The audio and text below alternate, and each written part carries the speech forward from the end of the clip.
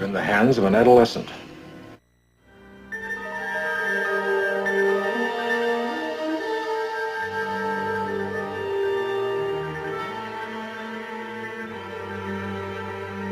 mystery. I don't like mysteries. Your bellyache. I gotta kill you right now.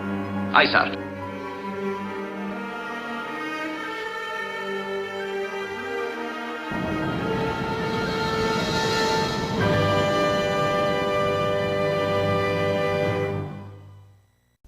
Ladies and gentlemen, welcome to the Warp Core Podcast. We are rolling with episode 16.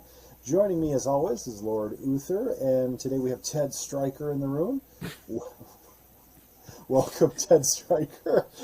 I, of course, am Urza Master, and this week, several bombshells went off on Star Trek Picard. Of course, we're continuing our viewing of that series to be timely. And I got to say, fellas, yet again, they have reset the bar for greatness in television. This was extraordinary episode. Felt like our Rolaren episode was kind of plotting and stationary, and now we get this bang bang, we got to get things done to move the story along. And I got to say, even with that, I'm still impressed with the writing. I am still impressed with the acting and really excited to talk over some of the finer details of this. But as always, we will kick the show off here with Ted Stryker, who should have a little bit of background and can walk us through the procedure of episode 6. Take her away, Ted. Thank you, Ursa Master. Thank you, Lord Uther, and thanks to you at home. Episode 6, Season 3 of Picard, The Bounty. And the title alone should have perhaps given you a nice callback to Star Trek's 3 and 4. We'll get into that in a little while. Some classic ships revisited in this episode. Like the previous episode, directed by Dan Liu and written solo by Christopher Monfett. Chris co-wrote episode 2 of this season, Disengage, which is when Shaw and the Titan saved everybody's bacon in the nebula and were pursued by Vadic. So that was what he did there. He also co-wrote 3 episodes of the previous season. He came on the writing staff in Season 2. He helped co-wrote the finale of Season 2, Farewell, which was Q's goodbye and the restoration of all things normal. So he's a series veteran, and he does good work, and he did so very much this week. And this week was all about putting the pieces on the board for the end game. And a good portion of the episode was spent reuniting our next-gen crew in the transporter room as one by one they beamed over to the Titan and engaged in hugs with Gates McFadden, a.k.a. Dr. Beverly Crusher. So that was nice to see Worf and Raffi show up, and then later LaForge and his daughter, Alondra, Commodore LaForge, which we will touch on as well there. So, but basically, this episode we catch Picard and the Titan up on what's been going on with Raffi and Worf. They also sprinkle in some backstory on the Changelings and Dominion, for those of us that are not up to speed on DS9. And for those of us that are, it's a nice reminder of what's at stake. And of course, the mission is to get into Daystrom, which is where the secretive intelligence branch of Starfleet, Section 31, hides all their goodies, their trinkets, their experiments, their contraband. And Raffi and Worf had spent time trying to devise a way in because it was protected by a super sentient AI, which was going to keep out all unwanted visitors. They secured a key, passcode key that would get them past the security, albeit temporarily. And so it is with that the Titan shows up and beams Riker and Raffi and Worf into the Heart of Darkness in order to recover the evidence needed to discover what it is that the Changeling plot is and how it will impact Frontier Day. And so that's basically your episodic setup. We've got more character work with Jack and Picard, and we've got some interactions, as I said, with the LaForge family. Turns out one of his daughters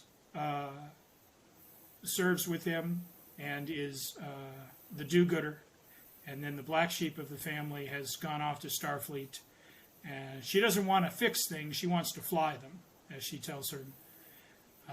And so you've got that dynamic established as well. We peek back in on Vadic, and because she's been actually sort of on the back burner these last couple of episodes, but we reintroduce her as a primary villain in this episode. And there are some glorious, people call them Easter eggs or fan service or however you want to do it. I find that to be ultimately a dismissive characterization, because these are rewards. These are claps on the back. These are things that Star Trek fans, when queued up to see, it brings a sense of satisfaction, of joy, of just sheer like, oh, look what they brought back, or all of that. And we'll discuss all of those that they discover at the Fleet Museum in just a few moments. So just really strong. It was a strong narrative forward, cross-cutting between the two actions. I'm going to throw it out there to the gang, sort of with this. What was your favorite Easter egg, revelation, surprise that was unveiled in this episode, vis-a-vis the museum and the ships and the props and everything? What was your favorite reveal there? Urza, I'm going to let you go because I'm looking up one more thing. So I apologize. I've been looking off to the side, but there's something I'm trying to confirm before I get to my point. So I'm going to let you go. Boy, I mean, it's hard to pick one, to be honest, because there was so much between Daystrom and the ship boneyard. There was so much happening. It was really nice to see the moment with Worf and how he's changed, but is also sort of the same. The dynamic between him and Riker is thoroughly enjoyable in this episode. But when he and Rafi get to Daystrom, and they're looking over all the goodies, I think when they see the Genesis 2, Yes. was my kind of nerd out moment where I'm like, oh, I knew it. I mean, there was a lot of stuff there, including, of course, remains and a tribble and, some other fun little things. But, The Genesis of course, 2. you get the big reveal. Data Lore B4 plus Anton Sung is in there. All compiled into one data synth, which I love the idea of bringing back Data and having him be almost human, kind of giving him what he wants, but then you've also got all these personalities packed in there, so I think we're about to see Brent Spiner's finest hours, honestly, and hopefully the send-off that Data truly deserves, if it's a send-off at all. And just the incredible amount of just lore that gets paid off here by Section 31 from DS9, and just how everything is kind of folding in, taking those 3 shows from the next generation and putting them all together. I mean, it warmed my heart. As a fan of all 3 of those shows, I have to say, Genesis 2 takes the cake because I loved that story arc. Star Trek 2, 3, and 4 are really, really great movies. I know Star Trek 3 is the weakest of those, but just the service to the fans highlighting those films, which are not the only films referenced in this movie, but or in this episode, I should say. But those movies, just like, those were the ones I grew up with, and those were the ones that really mattered a lot to me. So to see Genesis 2 was really special. Wait, where was the Genesis 2 at? Can you remind me? Daystrom. At One Daystrom. of the first objects they found. They walked they past spotted. it? Yeah. Yeah, they spotted. They had a tube in behind security. Yes, I'm with the person there. That was a somehow strong missed that. thing there. But what did you find, Uther? Well, yeah, there's a lot to unpack in this episode, and there's something that's going to make me. I will tell you right now, it's not going to get 7 out of 7 warp cores, and there's a reason why, which we can visit that at any point you want. Okay. Thought it was interesting that they saw James T. Kirk. I don't know if you saw that overlay. I was trying to figure out. It said the Intrepid, though, didn't it, with James T. Kirk? Or was it just a visual of James T. Kirk? I thought it said something about the Intrepid, but I could be wrong. I couldn't tell. I assumed it was, as we find out in the payoff of this episode, that it was just his remains that have been recovered. Organic I don't know if remains. that was recovered by the Intrepid or. Okay, I actually thought for a second we were going to see him. I'm not going to lie. I thought that was going to go down. It could still happen. I mean, that is the one thing about this series that right now there is nothing. Let me rephrase that. Right now, anything can happen, and I'm really loving that. It's kind of reminding me when Game of Thrones came out, because to me the thing about Game of Thrones that was so revolutionary, or however you want, about TV, was they were killing off big time characters in the first and second, and it was surprising the hell out of people, because you usually don't see that, right? It usually doesn't happen so early on, or to true fan favorites, or what was it, who shot JR, and then he's in the shower like he was actually alive, like all that. You don't do that, but they did with Game of Thrones. And now what you're seeing, I think, is kind of the opposite, that anyone can come back now at any time. I also agree with Urza, and that's what I was writing down. I wrote down Brent Spiner gets to show off his acting chops once again, because he literally switches from one to another without skipping a beat. It was that good. And I do think we're going to see some more of that. When they were seeing all the starships at that museum, there's a book called Crossover that was written in the early 1990s, and Scotty actually breaks in there and steals. He takes the shuttle that he got from Enterprise D that they gave him when he left, and he flies to the museum where they keep all the spaceships. He docks it in the old Enterprise Bay, and he hooks up the Enterprise to the shuttle's computers, which he said were like 100 times more powerful than the original Enterprise, and he automates the entire ship off of the shuttle. And so as I'm seeing that, Jack Crusher's like, oh, there's that ship, and then there's the Bounty, and all that. I'm like, I think they took it, or maybe they took part of the idea from that book, right? Kind of like what we're seeing with the Mandalorian and the Star Wars stuff, where they're going back to things they said they were never going to touch, and they're using it anyway in all these different Star Wars shows. I feel like I'm seeing some of that with the books here. I also thought it was interesting that they've kind of nerfed Jack's powers, right? By giving him some medicine. Now all of a sudden his powers are kind of gone.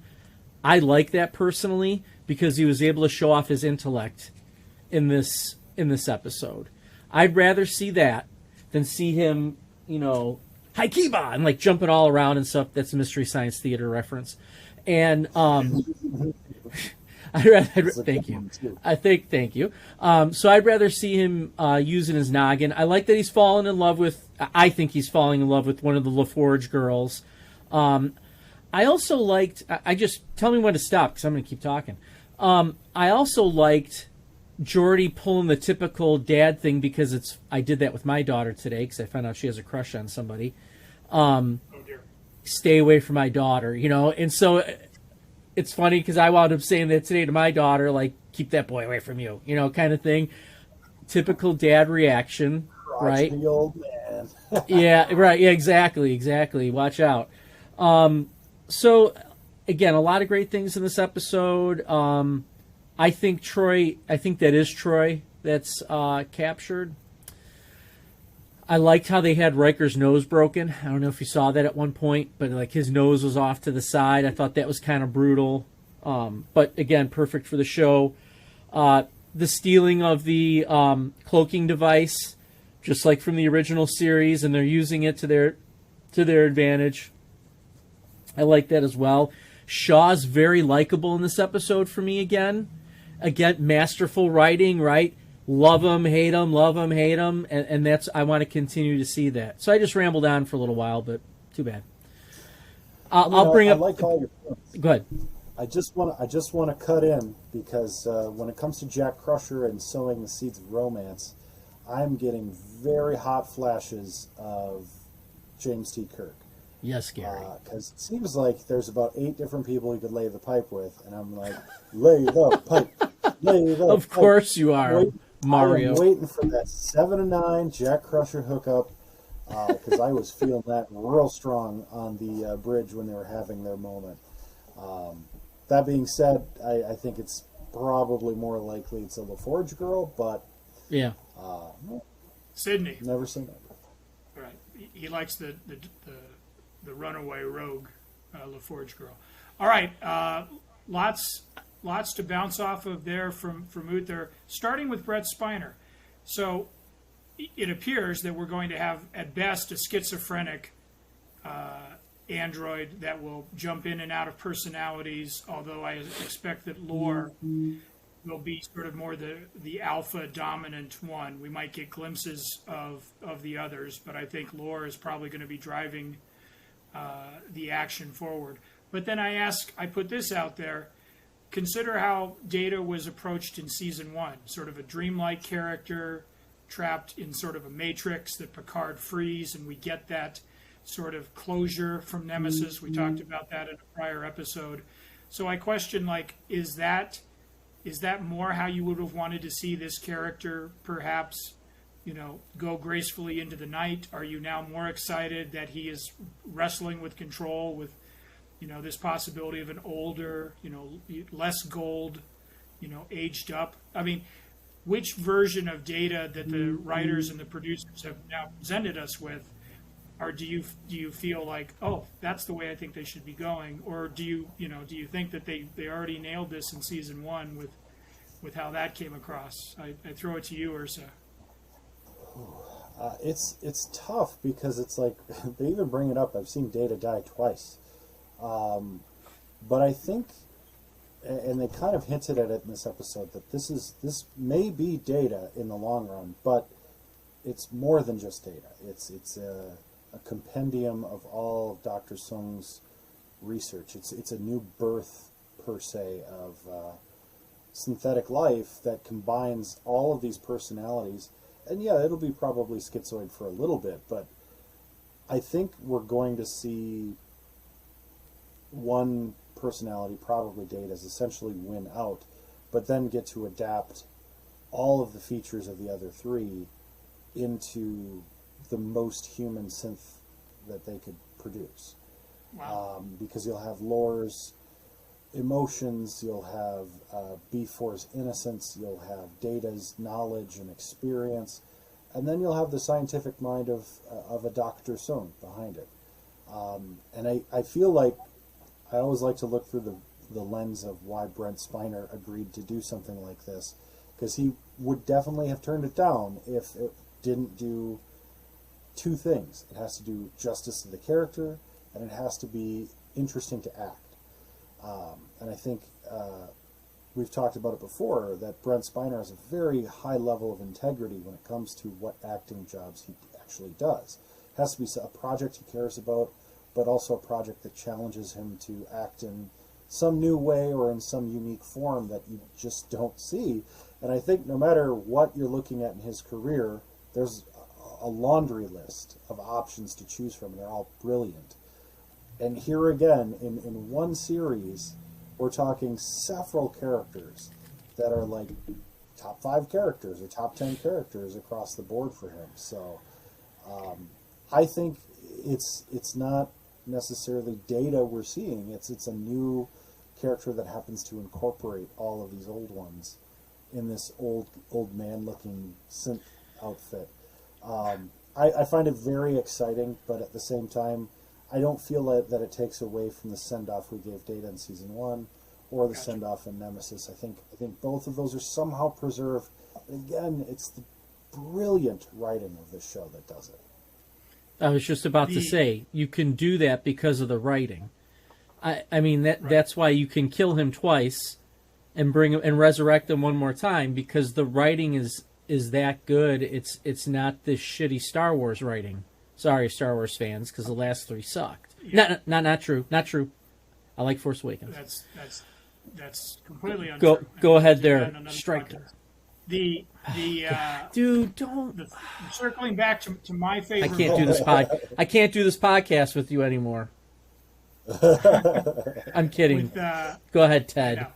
It circles back to my favorite moment of the episode. My favorite Easter egg or callback was, in fact, a sequence from Encounter at Farpoint, which leads to the resolution of the riddle, the musical riddle, when we encounter yet another guest star, Moriarty, which of course has been projected by Data / lore / what have you.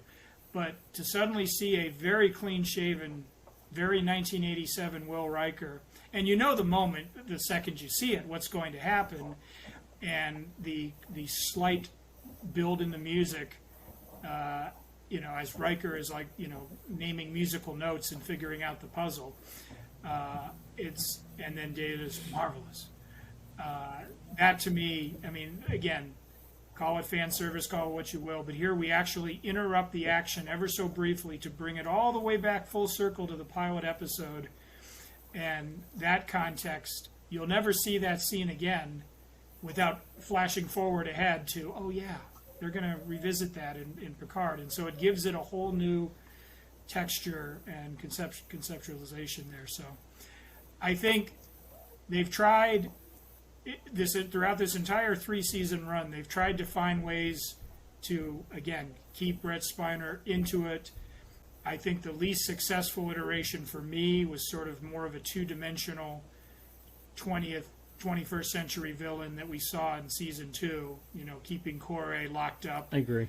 And, I don't think he did a bad job with it. I just feel like that's the least interesting here.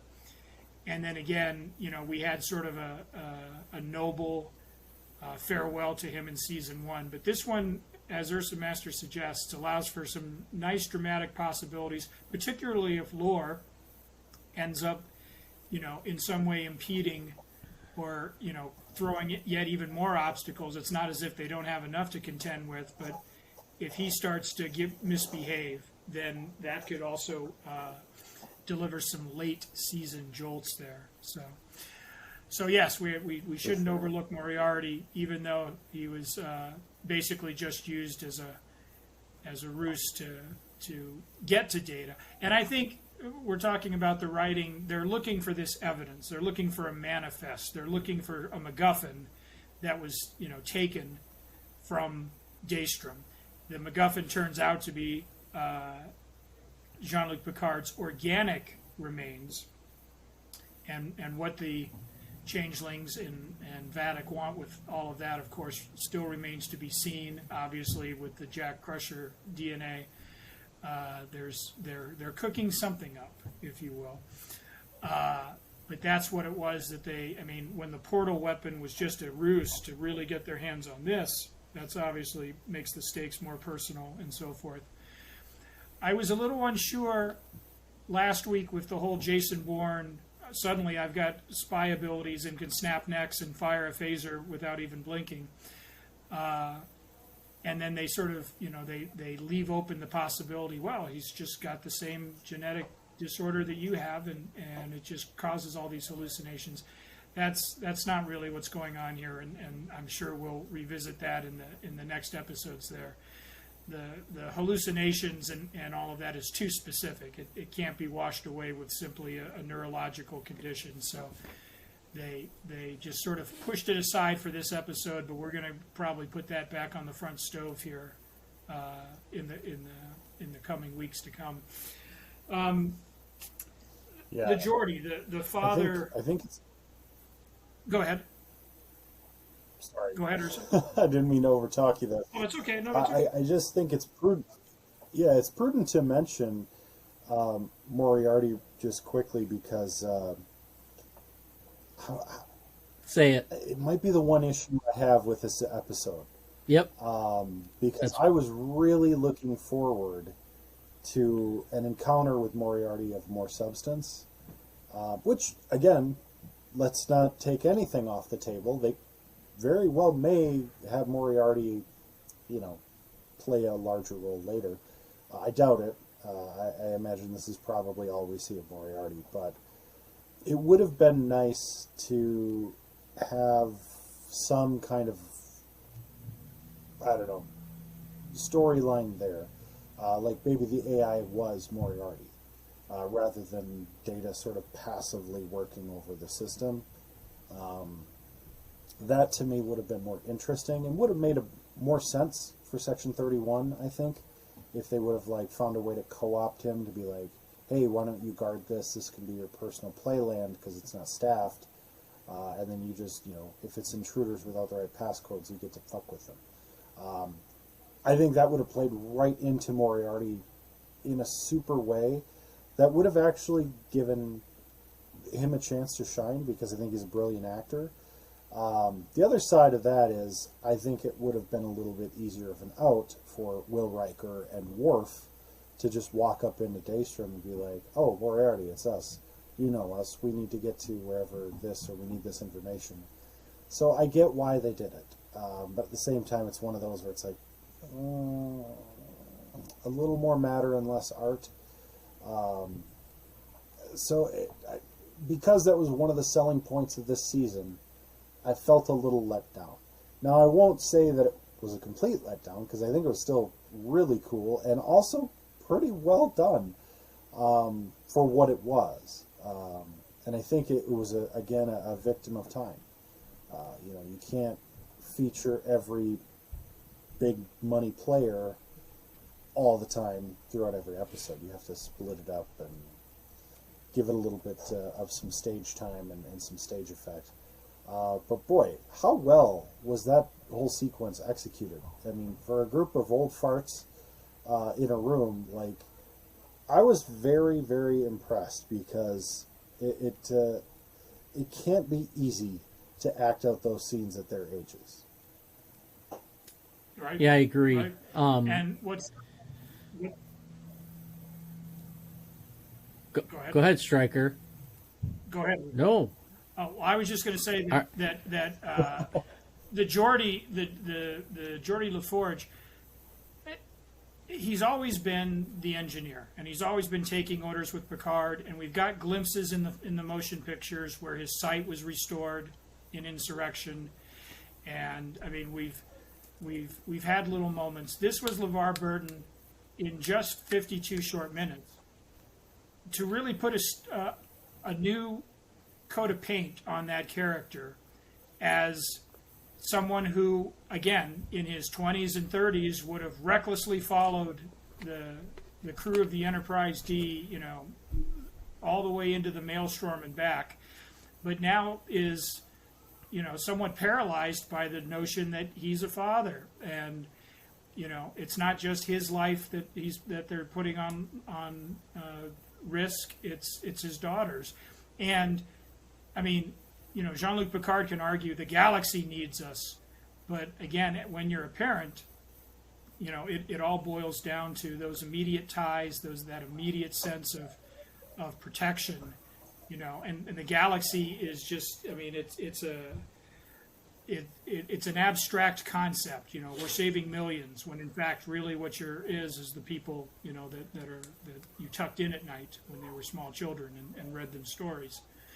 So I thought that was a very effective way to play that character's why I'm not going to just, leap boldly into the fray.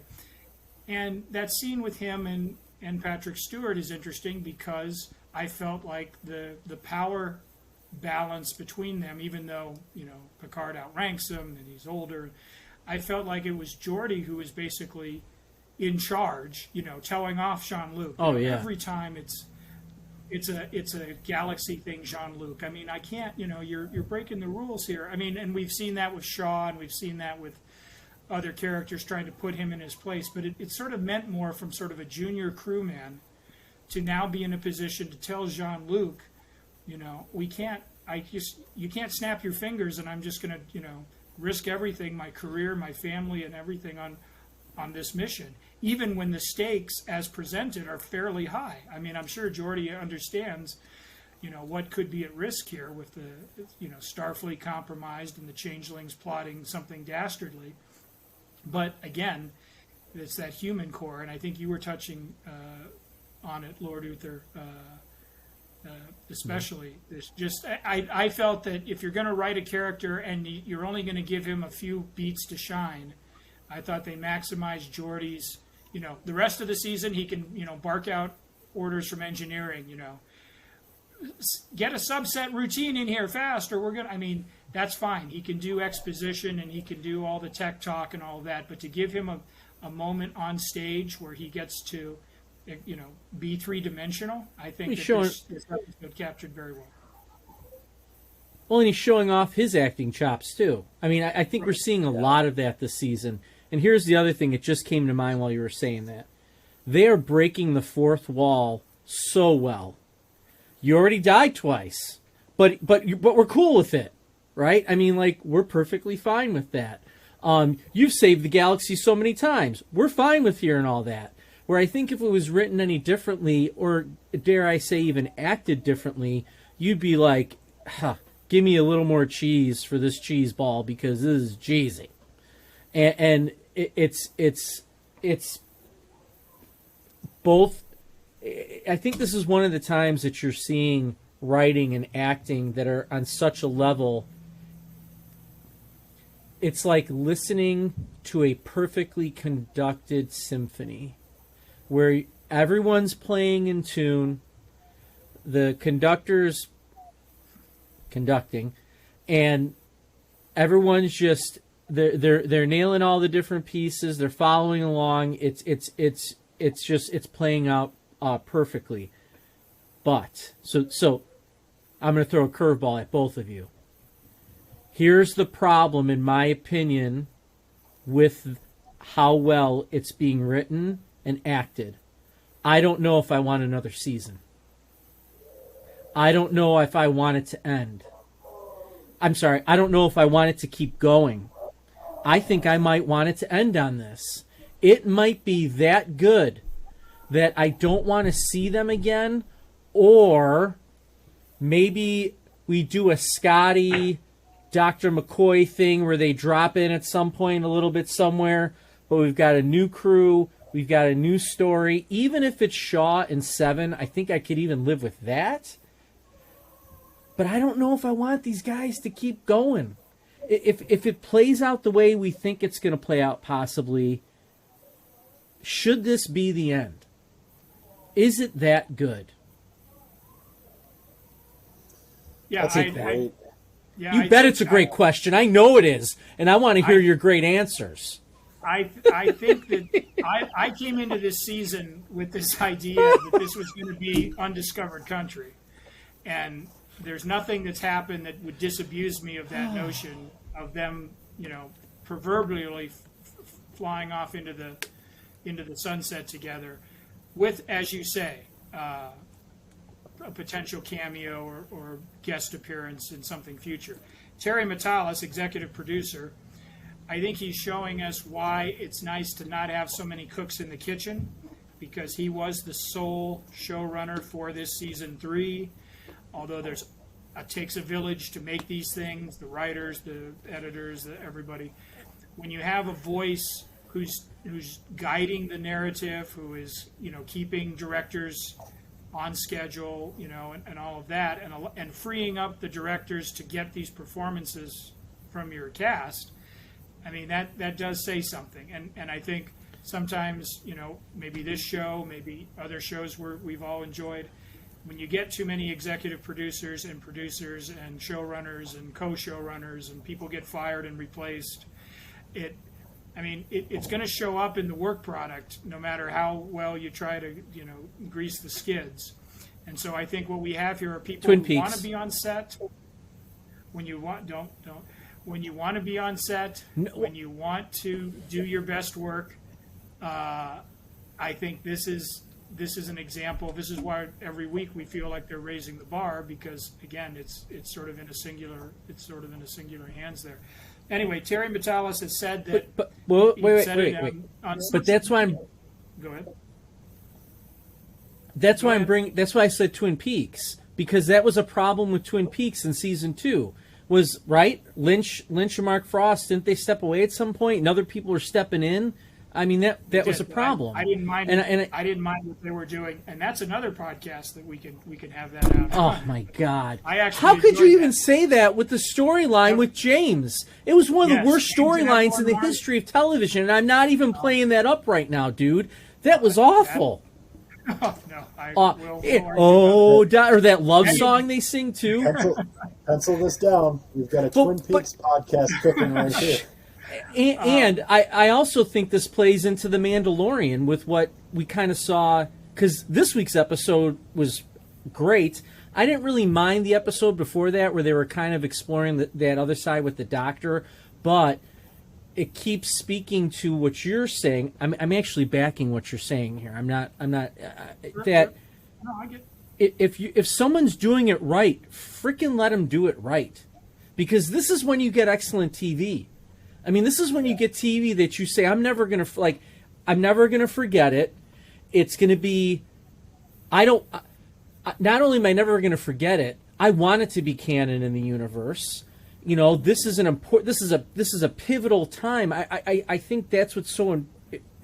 I think that's what we're seeing, and we should want to see all the time. So I'm just backing what you're saying, and I apologize for speaking over you. But if I didn't get it out of me, then I wasn't getting it out of me. So no, not at all. Yes, all right. But Metalis recently announced or posted on social media. He said, "Yeah, I've got a title for a new show. It would be called Star Trek Legacy." And he said it would deal with the last generation and the next generation, but the next generation not necessarily referring to the family that we've all come to love here. So, as I was mentioning in the green room, this has come up, right? Discussions have come up with Paramount. Nothing is in stone. I don't know if deals are being sought after. I don't know if stuff has been committed to paper or whatever. But it's there, and they're talking about it, and they're judging from fan reaction and the metrics and all of this. What do we do? I believe Strange New Worlds is not only got a season 2, but there's reports that they're going to go even further. So it's clear that Paramount is in the position to want to monetize and extend and all of that. What that looks like, we don't know. Again, is it a Shaw spinoff, but with some of these guys popping in as Ursa Master, and you have suggested. I mean, that's pretty. I'd put pretty good money on that right now, as long as there's audience demand for it. I don't think we're going to see Sir Patrick Stewart in too many more of these, but Michael Dorn, Jonathan Frakes, et cetera, et cetera. I mean, they can always pop in there, and that kind of leads. Well, I want Ursa Master to sound off on that, but I have a Frakes Sturgis thing I want to throw at you here before we wrap it up. But what do you think, Ursa? Well, I think we're a little ahead of the 8 ball. We do know, of course, Strange New Worlds got a season 3. Mandalorian continues. This is the new era of television.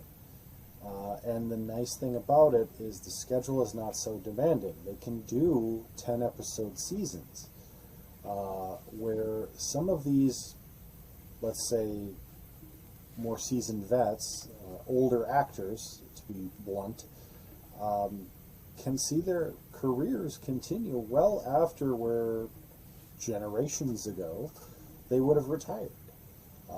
If we'd have had this same technology, the same ability back in 1980, I think you see, your Captain Sulu series. I think you see some of the spin-offs of the original series that we might have gotten had there been 10 episode seasons that people could enjoy in 3 runs a year.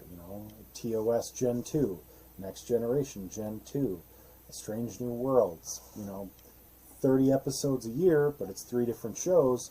So while the next show starts, they can start, basically filming, principal cinematography on that first show that just aired, and then when that's wrapping up and going into post, they start pre-production on the second and go into filming that, and then the third show's running, and so on and so forth, and they just keep this wheel a-turning. And they can still have some crossover if they want to. I think we're at kind of this miracle mode for producing content of this scale and of this variety in particular, where if they choose, and we don't know this yet, but if they choose not to kill off these characters, which I think there's a very strong argument to be made that they shouldn't and won't. I think Jonathan Frakes has already alluded to the fact that his character doesn't die in the talks about, potential spin-offs. I think these characters have their Star Trek 6 moment, which is how a lot of them felt, and I think there's a damn good chance, they're all likely going to still be interested. They're all in good health or reasonable enough health where what's making another, even if it's just 2 or 3 episodes that they cameo in or guest star in a couple of appearances throughout a 10 or 15 episode season, straight to streaming, there's a lot of success that could be had there. And I think it's undeniable that Star Trek fans are going to gobble it up. I know I will, as long as the writing's good. And I think, I don't mean to take away from Discovery. It ran for a solid 5 seasons, and there's a lot of good things that came out of that show, and it certainly helped start Strange New Worlds, but I really think that the weakness of that show is that it didn't have the nostalgiasm that Strange New Worlds or Picard has. Yep. And I'm all for breaking new ground, but I think, like Next Generation did in Season 1, you have to sprinkle in some sort of classic scenarios, classic actors who cross over these shows, and you have to have something really consistent like a Q that's going to be compelling. And I don't think what they did with Discovery was quite as compelling.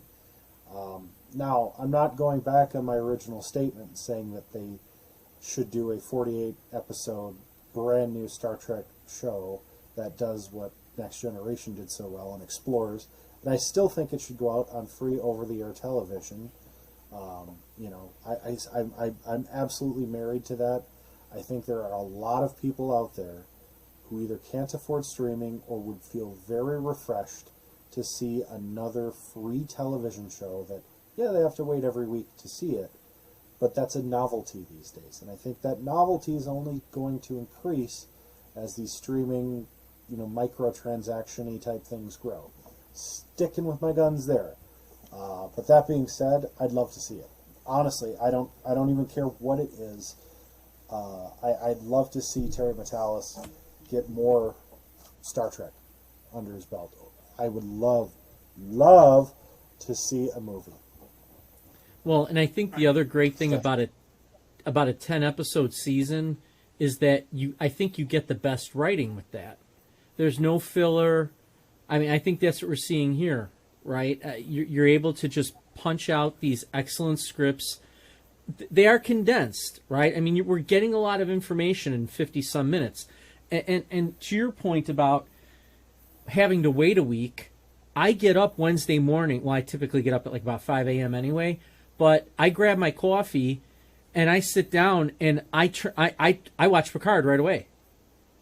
Immediately, Wednesday morning. Because I can't, or wait, is today Thursday? Sorry, Thursday morning. I'm thinking Mandalorian. Thursday morning, like I'm ready to go. I don't mind waiting the week. And we've kind of had this discussion a little bit before too.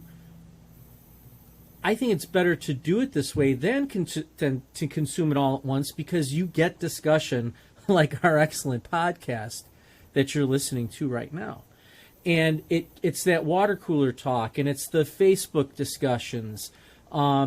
Twitter's a bad lane. I'm not even going to talk about that. But it's the social media things that are out there. It's people posting their thoughts. None as good as ours, by the way, but they're out there. And it just continuously generates and builds up more interest in those shows. I think I do think it's the way to go. I think they did this at first, obviously for the money grab, but I think in the long run it wound up being the best thing overall for any show that releases it on a weekly basis. That's my opinion. Definitely. Gotcha. All right, real quick, I throw this out to you guys. Put yourselves in Will Riker's shoes. You've been captured by Vadic. You're getting the snot beaten out of you by your crewmen, whom he references that ketamine blue or white or whatever they used to feed their Ketracel white. Ketracel white, or there's some sort of reference. I think he says blue, so maybe I'm getting the drug wrong, but it just sounds like he's referencing them. But here he is. He's it's Will Riker. He's not going to break. He's not going to bend. You can torture him. You can tear out his fingernails. He's Starfleet 101, etc. And then they beam over the missus. Apparently, from what I gathered, that now they've got their mitts on Marina. So I ask you, just put yourself in his shoes for a second. Would you betray Starfleet? Would you do the bidding of the baddie if they had your significant other there held hostage, or do you stand firm and risk their health? So, Uther, it's your significant other's. It's a special day for her, so you answer this one first. Well, I set him up, is what I do, right? Okay. Oh, I love her so much. I want her to live. And then I do this. That's my dice impression. And then I do a setup, and I somehow bring them somewhere that I know that Starfleet can lay the smacketh down upon Vadic's weak self. Gotcha. That's me.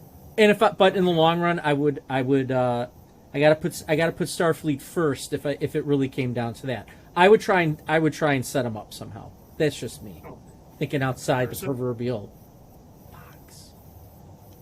I like that answer. Of course you do. I don't know that Riker in this situation has a whole lot of choice, but I think he knows, and I think Deanna knows that they are both too valuable right now for Vadic to just kill if they don't give him the answer that they want. And it's more likely that they're going to continue to torture them until they get whatever information they want. Likely they feel that they're both powerless, which in some respects they are, but they're going to put the brain trust in the same room, more than likely, and together they're going to figure out a way out of this. And it's going to be, because we're to believe that their relationship was somewhat on the rocks since the death of their son. I think this is where they rekindle that passionate fire. There's probably not going to be any laying of the pipe, unfortunately. Oh. But I think this is where they rediscover why they did so well on the Enterprise. And that their bond is unbreakable even under the most unlikely circumstances, the most dire odds. And they're going to give them just enough information to put them in a position to disadvantage them, whether it's at the expense of their own lives or, in some setup of a way that allows them to ultimately turn the tides. They're going to probably spend an episode struggling how to do that. But I think ultimately they figure it out. And I think there's a chance, and with the next episode being called Dominion, because I'm wondering at the end of this episode, so where do they go from here? What ultimately is their next move? Because Starfleet's after him. obviously Vatic and the Changelings are after him. Where then do you go? You know, what ally do you have? The Romulans are gone. The Klingons are part of the Federation, but they're really not. You know, what are they going to do if you went to the Klingon Empire? You know, there's really only one place to go that they have not touched on in this series thus far. They've touched on the Borg, they've touched on the synths, they've touched on virtually every other angle except Bajor. And the only route to quickly get to the Gamma Quadrant, the wormhole. And what's in the wormhole, everybody? The Cisco. Cisco? So I think that's where we're really heading. I mean, I think the only feasible direction for them to go is Deep Space Nine, Bajor, getting to the wormhole, and that's where the Cisco could really be a big money player.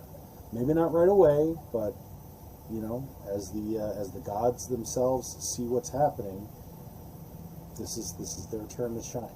And I think it's an interesting setup. It's a potentially interesting ploy, but it does kind of beg the question of what else might be going on here. You know, I'm curious. I look at what they did with the transporters and what Jack saw, and how, you know, you heard this like scream in terror as the crew was being transported off the Titan. Makes me think that to get this new changeling that can't be detected, they need human bodies, basically, to like hybridize with or morph into, however you want to look at it. And that's why I think they took Picard's remains. They're going to assume his form, and you know, Jack is somehow key to something. And so that's the only real turning point, the only real way to combat these changelings that are doing this is to bring the Changeling Classic on board, and or potentially a being more powerful than. And no Q, what's the next most powerful being in the universe that we know of in Star Trek lore? Boom. The Bajor gods in the wormhole. So you just brought up, spoiler alert, I'm going to share my problem with this episode. It's Locutus all over again, in my opinion. And it kind of hit me that we kind of got the same thing with Nemesis, right? I'm going to clone Picard. This is the ultimate thing. And it hit me today, well, that's just Locutus. And now today I saw Locutus again. That bothered me. That's a well you can only go to so many times. If he's going to be the ultimate baddie, then the struggle is real. I hope that's not the case, but I feel like it's been put out there in front of us. Now I will say this: we've made some assumptions throughout here that haven't always.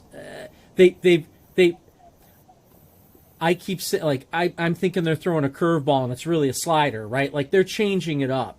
So my hope again, hello changelings, changing it up. You're welcome. So my hope is, Brilliant. My hope is they somehow change it up with the changelings and they don't use a changing Jean-Luc Picard. By the way, one more Easter egg. I like how they brought the ship in a la Insurrection to fly over the station, the Daystrom station, and beam everybody up, kind of like they did with Picard in Insurrection when they flew over at just the right angle to beam Picard out of there. That hit me. I thought that was kind of cool too. So again, they're doing those, and I know we said this a lot today, but those cool little Easter eggs that are being written so well that you're able to pick up on. And again, it's not cheese on top of cheese. It's just it's brilliant. I like it. Well, with that, let us discuss the most pressing topic at hand, and that is, what would we give this episode 6 of Picard Season 3, in a measure out of 7 warp cores? And we'll start this week with Ted Stryker. you might be surprised. I thought this episode to be, very representative of what the fan was, and I was from the Genesis torpedo to the Defiant and Voyager, and all of the little James Kirk, all of the little callbacks and so forth. There, to me, this felt like a warm embrace from an old friend. So I'm for this week, for this episode, I'm giving it a solid 7. I think this is exactly strikes the right tone, the right balance. It doesn't tie everything together. It's not the climactic, denouement, but it really for an hour of quality science fiction television, I feel like this one stuck the landing and cleared the bar. So I'm in for 7. 6 out of 7, because I'm worried that Jean-Luc Picard is going to be the bad guy in the long run. And if that's the case, like I said, that's going to be my only issue with the series overall, is I don't want him in that spot again. I just don't want that. And here's why I didn't score it lower. I feel like Rafi has finally found her place in this season. I feel like she's kind of come around, and I can live with her being there now. Kelly out. I wanted to give this episode a 7. I really did, because I enjoyed every second of it, but I'm going to knock it down to a 6 because I think they did a disservice to Moriarty. I think that character was just immensely compelling on the original Next Generation series and would have made for a very good break in the action episode for this season. Something they've done in the past 2 seasons is they've had a break in the action episode where, it's not necessarily moving the story forward, but it gives you little tidbits and little flashes of what they've touched outside of themselves. And Moriarty was an opportunity there. I like the function of the character and how it fit into this episode, but I really was hoping for more. When they announced Moriarty was coming back, I was like, holy crap, that is a character that I love from the series that I felt they could have done so much more with. And the only reason they didn't is because they had Q, and Moriarty's like a second Q in a way. So I don't know what I would do to change his appearance in the show, other than to potentially make him the security system and Data just sort of a project that's kept there. And I feel they could have leveraged that a little differently. Again, I'm not in the writing room, but I do still really, really like this episode. And I can't help but feel like we're all heading in the direction of a Deep Space Nine payoff. And that, to me, is extremely exciting. All I know is that it's not going to come down to the Titan versus the Shrike in a shooting battle. There's going to be some subterfuge or some other method of confrontation. And I guess I am with Lord Uther a little bit. Are they going to do the whole clone of Picard again? Palpatine. I have to think. I have to think that there are some pieces here that we aren't considering, though, when we talk about that. And I'm gonna leave us all with this until episode 17. And that Ooh, you're is, such a tease. Data. We have one character, Data, who is now an amalgam of all the Brent Spiner characters. We have Jack Crusher, who is Picard. We have Picard, who is Picard and also a synth. And we have Picard's body, and we have a changeling, ostensibly. They need Jack Crusher for some reason. What if they're creating an amalgam of these Picard figures rather than Picard himself? And maybe they're taking that roguishness, I don't think that's a word. Yeah, maybe they're taking that and they're bringing that defiance, that sort of what do I want to say here? What's the word I'm searching for? Bravado and recklessness, perhaps, and bringing that back to the Great Lake. Maybe that's their end game. They want to torch the Federation, of course, but when they get back to the Great Lake, they may as well be pariahs. Oh yeah, we beat the whole Federation. Yeah, but now everybody who used to be in the Federation is going to be after us, and they almost killed us all before. So, just food for thought with that. But we will boldly go into that in the next episode, because I believe we're going to get a lot more information next week. So we'll see if any of that rings true, or if I'm just shooting shit out of my face hole. With that, I'd like to give my very utmost thanks to Lord Uther, Ted Stryker. I am, again, Urza Master. This is the Warp Core Podcast. We want to thank you for being listeners and viewers. Make sure you hit that subscribe button, hit that like button. Drop us a comment on YouTube here and let us know, what do you think? Where do you think this is going? I think the beauty of this show, we haven't been able to guess basically the whole time this season. And that's been a wonderful thing, and you don't get that with TV very much anymore. And as always, I'd like to give us a little quick send-off here. I'm not going to do a voice this week. I thought about trying to do my best Patrick Stewart impression, but honestly, I don't know that I'd do a good one. It's probably more of a Sean Connery if I tried.